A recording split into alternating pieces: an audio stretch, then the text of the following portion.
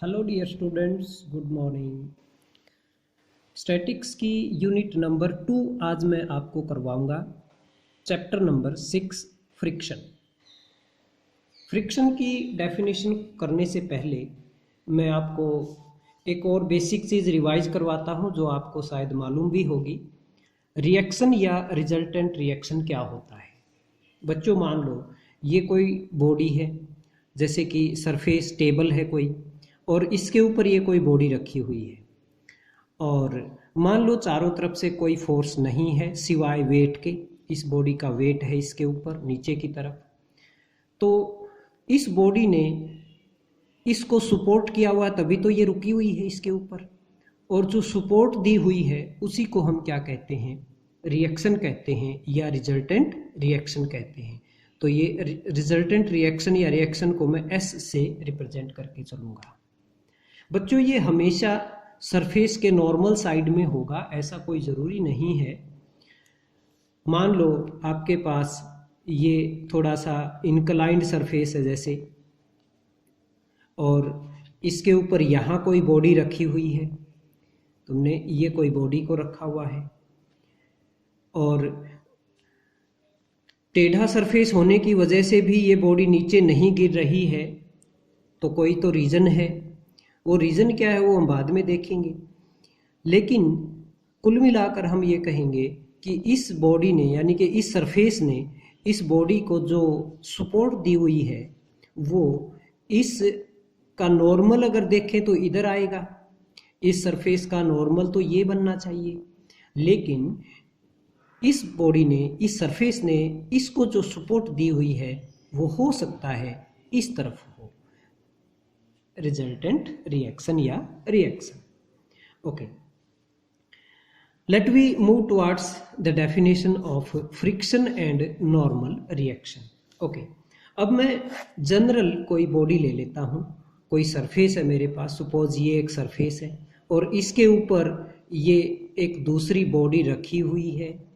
Okay, और इस surface ने जो रिएक्शन दिया है इस बॉडी को, सपोज वो इस तरफ है एस।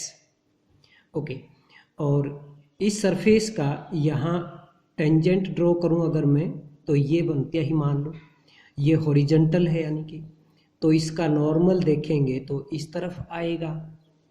ओके, तो एस क्या चीज़ है मैं फिर रिपीट करता हूँ। इस बॉडी ने, यानी कि नीचे वाले जो सरफेस है, इसने ऊपर वाले सरफेस को जो सपोर्ट किया है, यानी कि जो रिएक्शन दिया है, दैट इज एस। ओके, अब मैं सपोज करो ऊपर का एंगल ले लेता हूँ, ये थीटा एंगल है। तो एस के दो कंपोनेंट्स आप लिख सकते हो। एस का कंपोनेंट हॉरिजॉन्टल साइड में और वर्टिकल साइड में। तो वर्टिकल साइड में क्या आएगा, वर्टिकल साइड में जो कंपोनेंट होगा क्या होगा, एस कोस थीटा, और हॉरिजॉन्टल साइड में क्या होगा, एस साइन थीटा। बच्चों, आमतौर पर हम वर्टिकल साइड के कंपोनेंट को कैपिटल आर से रिप्रेजेंट करेंगे और हॉरिजॉन्टल वाले कंपोनेंट को कैपिटल एफ से रिप्रेजेंट करेंगे। तो आर को हम क्या कहेंगे, R is called normal reaction, यानी कि रिएक्शन का नॉर्मल साइड का कंपोनेंट। और एफ फोर्स को क्या कहेंगे, फ्रिक्शन कहेंगे। तो फ्रिक्शन की डेफिनेशन आप समझ गए होंगे। Friction means component of the resultant reaction या component of the reaction along tangent to the surface, that is called as friction. ये तो थी बच्चों डेफिनेशन मैथमेटिकली फ्रिक्शन की। इसकी और डिटेल में हम जाएंगे, उससे पहले एक बार वैसे लॉजिकली मैं आपको क्लियर करता हूँ कि फ्रिक्शन होता क्या है। देखिए, कोई भी सरफेस बच्चों, खुरदरापन हर सरफेस में होता है। हर सरफेस का नेचर होता है, कुछ न कुछ वो खुरदरा होता है। और जैसे मान लो मेरे पास ये सरफेस है, खुरदरापन का मतलब क्या है, इस तरह से उसके जो पार्टिकल्स हैं वो इस तरह का सरफेस बनाते हैं, रफनेस कुछ न कुछ ज़रूर होती है। ओके। और मेरे पास एक और दूसरा सरफेस है, ऊपर वाली बॉडी का जो सरफेस है उसमें भी ऐसे ही खुरदरापन है ये। तो जब ये दोनों एक दूसरे के साथ टच में आती हैं तो ये जो रफनेस है ये हैंग करती है, यानी कि एक दूसरे में ये उलझ जाते हैं। जैसे ये मेरा नीचे का सरफेस है और ऊपर वाला सरफेस इसके साथ ऐसे हैंग कर जाएगा। और जब आप इस बॉडी को मूव करना चाहोगे, आगे की तरफ मान लो खींचना चाहोगे, तो ये एक दूसरे को छोड़ना नहीं चाहेंगे, रेजिस्ट करेंगे। इसी को फ्रिक्शन कहते हैं, यानी कि एक बॉडी दूसरे को रोकती है आगे मूव करने से। तो कितनी फोर्स से वो रोकती है? आप इस बॉडी को आगे की तरफ मूव कर रहे हो तो नीचे वाला सरफेस इसको रोकने की कोशिश करेगा, तो कितनी ताकत से वो रोकने की कोशिश करेगा, वो होगा फोर्स ऑफ फ्रिक्शन। मैं फिर से इस एग्जाम्पल पर आता हूँ। जैसे ये टेढ़ा सरफेस है, इसकी मैं टेंजेंट देखूंगा तो इस तरफ आएगी, और इस बॉडी ने इस बॉडी को जो रिएक्शन दिया है वो एस इस तरफ है। तो बच्चों इसके कंपोनेंट लो, एस का कंपोनेंट इस तरफ क्या आएगा? मान लो ये एंगल थीटा है तो एस साइन थीटा यानी कि एफ इस तरफ होगा, और ऊपर की तरफ एस कोस थीटा यानी कि आर। तो मैंने जिक्र किया था पहले कि ये बॉडी नीचे नहीं गिर रही है, सरफेस ये टेढ़ा होने की वजह से भी, टेढ़ा होते हुए भी बॉडी नीचे क्यों नहीं गिर रही है? क्योंकि ये फोर्स उसको रोके हुए है, एफ फोर्स ने इसको इस तरफ ऊपर की तरफ खींचा हुआ है, तो इस वजह से ये बॉडी यहीं रुकी हुई है। तो ये है फ्रिक्शन एफ। अब हम फ्रिक्शन से रिलेटेड एक बहुत ही रोचक जानकारी लेते हैं। बच्चों मान लो ये आपके पास एक हॉरिजॉन्टल टेबल है, ओके, ये एक हॉरिजॉन्टल टेबल है और इसके ऊपर ये एक बॉडी रखी हुई है, ओके। चारों तरफ से और कोई फोर्स नहीं लगी हुई है, सिर्फ वेट की वजह से ये इसके टच में है और इस बॉडी ने इसको सपोर्ट किया, यानी कि टेबल ने इसको सपोर्ट किया हुआ है, ओके। तो आप बता सकते हैं फ्रिक्शन कितना, फिलहाल फ्रिक्शन कितना एक्ट करता है? 0 होगा। क्यों? क्योंकि इस बॉडी ने इसको सपोर्ट किया है बिल्कुल नॉर्मली, ऊपर की तरफ इसका रिएक्शन होगा एस, और ये एंगल कितना बनता है? 90 डिग्री। तो एस का इस तरफ कंपोनेंट कितना होगा? एस कोस 90 यानी कि 0, यानी कि फ्रिक्शन कितना होगा? 0 होगा, ओके। अब बच्चों मैंने क्या किया कि इस बॉडी के यहाँ एक रस्सी बांधी और इस तरफ उसको ले लिया, मैंने रस्सी को इस तरफ ले लिया, ओके। अब मैंने इस रस्सी को यहाँ से पकड़ा और इस तरफ खींचा, हल्का हल्का इसको खींचना शुरू किया, ओके। तो मैंने नोट किया कि ये बॉडी अब भी रेस्ट में है, शुरू में तो रेस्ट में थी ही, उसके बाद मैंने थोड़ा सा खींचा फिर भी रेस्ट में है। आपने भी प्रैक्टिकल में ऐसे देखा होगा, मान लो कोई टेबल पर कोई वस्तु रखी है और उसको आप थोड़ा सा पुश करने की कोशिश करें तो कोई ज़रूरी नहीं है कि उसके अंदर मोशन क्रिएट हो जाएगी, हो सकता है आप थोड़ा सा और पुश करें फिर भी ना मूव करें। तो वही सिचुएशन है यहाँ पर, मैंने थोड़ा सा इसको खींचा और ये फिर भी रेस्ट में है। सपोज मैंने इसको पी फोर्स से इस तरफ खींचा, तो बच्चों इस तरफ मूव नहीं किया बॉडी ने, इसका मतलब ये है कि नीचे वाली बॉडी ने इस बॉडी के ऊपर अपोजिट फोर्स लगा दी है। जो ही मैंने लगाई है उतनी ही फोर्स अपोजिट में, यानी कि पी फोर्स इस सरफेस ने इस बॉडी के ऊपर लगाई है। तो अपोजिट में जो फोर्स लगाई है किसने? सरफेस ने दूसरी बॉडी के लिए, तो उसी को क्या कहते हैं? फ्रिक्शन कहते हैं। यानी कि अब मेरा फ्रिक्शन जनरेट हो गया है, कितना? पी फ्रिक्शन जनरेट हो गया है, ओके। अब मैंने क्या किया, थोड़ी फोर्स और बढ़ा दी, पी फोर्स से मैंने P1 फोर्स की, तो अब भी मान लो बॉडी मूव नहीं कर रही है।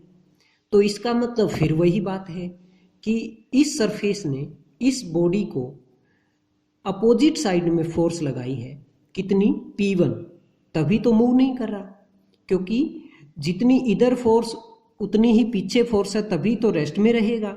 अगर मान लो दोनों तरफ में फोर्स इक्वल नहीं है, फिर तो मोशन हो जाएगी।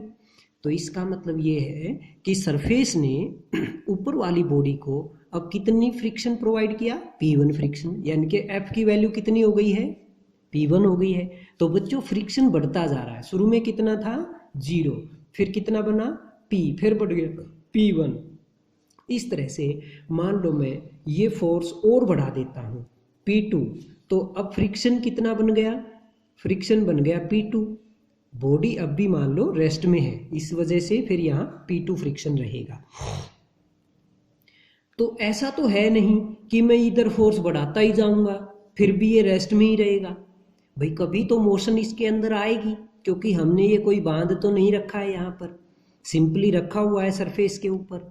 तो इस वजह से फोर्स बढ़ाते बढ़ाते बढ़ाते बढ़ाते एक स्टेज वो आ जाएगी कि ये बॉडी मूव करने को तैयार हो जाएगी। यानी कि एक स्टेज वो आ जाएगी, मान लो तुमने सपोज फोर्स लगाई, सपोज मैंने P डैश ले लिया, तो P डैश फोर्स तक पहुंच गए तुम, और वो स्टेज आ गई है कि P डैश से थोड़ा सा भी अगर फोर्स बढ़ाई तो ये मूव करना शुरू कर देगी, लेकिन अभी तक मूव करना शुरू नहीं किया है। यानी कि मेरा फ्रिक्शन कितना है, P डैश है, ओके।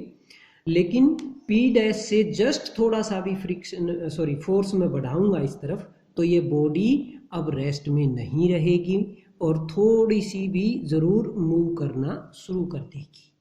तो ऐसी स्टेज को कहते हैं लिमिटिंग स्टेज। तो ऐसी स्टेज में जो फ्रिक्शन है उसको क्या कहेंगे बच्चों, लिमिटिंग फ्रिक्शन। तो लिमिटिंग फ्रिक्शन की डेफिनेशन क्या हुई, लिमिटिंग फ्रिक्शन का मतलब ऐसी स्टेज में friction when the body is just to move, the stage in which the body is just to move, उस स्टेज में फ्रिक्शन की जो वैल्यू है that is called as the limiting friction.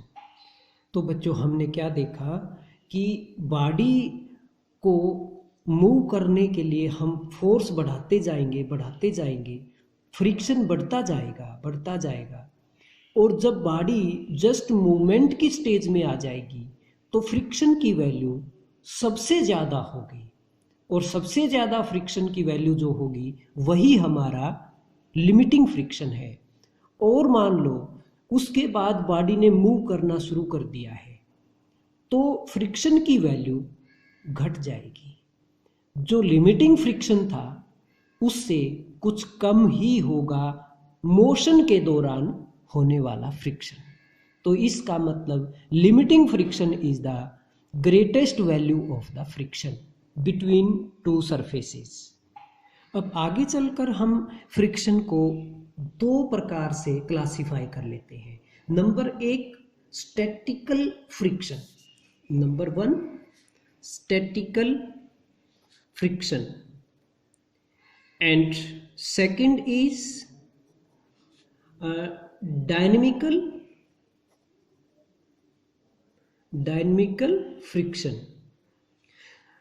Static का मतलब क्या होता है बच्चों, रेस्ट, डायनेमिक का मतलब मोशन। तो स्टैटिकल फ्रिक्शन मीन्स जब बॉडी रेस्ट में है उस दौरान जो फ्रिक्शन ऑब्जर्व किया गया that is called statistical friction. तो जो हम ये जिक्र कर रहे थे ना, ये सब स्टैटिकल फ्रिक्शन थे। शुरू में स्टैटिकल फ्रिक्शन की वैल्यू 0 थी, फिर जो ही हम फोर्स बढ़ाते गए तो स्टैटिकल फ्रिक्शन की वैल्यू बढ़ती गई, और एक स्टेज वो आ गई जब वो मैक्सिमम बन गई, ओके। फिर बॉडी ने मूव करना शुरू किया, तो मूव करना शुरू करने के बाद जो फ्रिक्शन ऑब्जर्व किया जाएगा उसको डायनेमिकल फ्रिक्शन कहा जाएगा। तो इससे रिलेटेड कुछ खास बातें हैं जो मैं बुक में आपको डिक्टेट करवाता हूँ। Laws of statical friction. Statical friction acts in the direction opposite to that in which the body tends to move. बच्चों अभी अभी हमने इस एग्जाम्पल की हेल्प से देखा कि ये फोर्स इस तरफ काम करती है, मीन्स बॉडी मूव करना चाहती है इस तरफ, तो फ्रिक्शन फोर्स किस तरफ थी, उसके अपोजिट थी। This is the same first part. Second, the magnitude of this force is just sufficient to prevent the body from moving. भाई जो ये फ्रिक्शन है यही अकेला काफ़ी है इस बॉडी को मूव करने से रोकने के लिए, क्योंकि अकेले फ्रिक्शन ने इस फोर्स को बैलेंस कर दिया। Laws of limiting friction. Limiting यानी कि जब हम एक्सट्रीम सिचुएशन तक पहुंच जाते हैं, बॉडी जस्ट टू मूव की सिचुएशन में आ जाती है, उस टाइम के लिए फिर ये लॉज हैं। डायरेक्शन ऑफ लिमिटिंग फ्रिक्शन भी अपोजिट होगा in which the to the direction in which the body tends to move. Magnitude of the limiting friction of the point of contact between the two bodies bear a constant ratio to the normal reaction at that point. ये बहुत ही काम की बात है बच्चों, इसको मैं बाद में फिर से उठाऊंगा। The limiting friction is independent of the shape and area of the surface in contact. Limiting friction बच्चों सरफेस के नेचर पे डिपेंड करता है, उसके शेप या उसके एरिया पे डिपेंड नहीं करता। नेचर ऑफ द सरफेस कैसा है उसके ऊपर डिपेंड करता है। तो बीच में स्टैटिकल फ्रिक्शन यानी कि लिमिटिंग फ्रिक्शन से रिलेटेड एक खास बात ये आई कि the ratio of limiting friction, मान लो कोई बॉडी दूसरे सरफेस के ऊपर मूव करती है और उस टाइम लिमिटिंग फ्रिक्शन आपको मालूम है, सपोज एफ क्या है, लिमिटिंग फ्रिक्शन, और नॉर्मल रिएक्शन यानी कि रिएक्शन का नॉर्मल साइड का कंपोनेंट आर वो भी गिवन है, आर इज नॉर्मल रिएक्शन। मान लो ये दो चीज़ें आपको मालूम हैं, तो बच्चों एफ बटे आर ये हमेशा कांस्टेंट होता है, सरफेस पे डिपेंड करता है। बस ये सरफेस अगर चेंज कर दोगे तो ये कांस्टेंट की वैल्यू चेंज होगी, अदरवाइज ये कांस्टेंट सेम रहेगा, F by R equal to constant, और इसको म्यू से रिप्रेजेंट किया जाता है। तो ये एक लॉ बन जाता है, F by R equal to mu, या ये कहो F equal to mu into R, यानी कि ये दोनों एक दूसरे के प्रोपोर्शनल हैं। बच्चों जब आपको मान लो नॉर्मल रिएक्शन और लिमिटिंग फ्रिक्शन दे दिए जाए तो रिजल्टेंट रिएक्शन निकाल सकते हो। आपको मालूम है रिजल्टेंट रिएक्शन क्या था, जो मैंने पीछे बताया था। रिजल्टेंट रिएक्शन फ्रिक्शन और जो आपका आर होता है नॉर्मल रिएक्शन, इन दोनों का ही रिजल्टेंट होता है। तो resultant reaction that will be suppose S, तो एस कैसे आएगा, S square equal to F square plus R square, यानी कि यहाँ से एस निकाल सकते हो square root of F square plus R square. आप चाहो तो एफ की वैल्यू म्यू आर रख सकते हो, तो यहाँ से 1 प्लस म्यू स्क्वायर का स्क्वायर रूट इंटू आर, ये एस की वैल्यू बन जाएगी। तो आज का लेक्चर हम यहीं फिनिश करते हैं। इसमें आप limiting friction, friction, resultant reaction, dynamical friction, statical friction, इनको अच्छे से फिर से इस लेक्चर को सुनते हुए अच्छे से समझना, तब हम आगे करेंगे और आगे के टॉपिक को अच्छे से समझ पाएंगे। ओके, धन्यवाद, जय हिंद।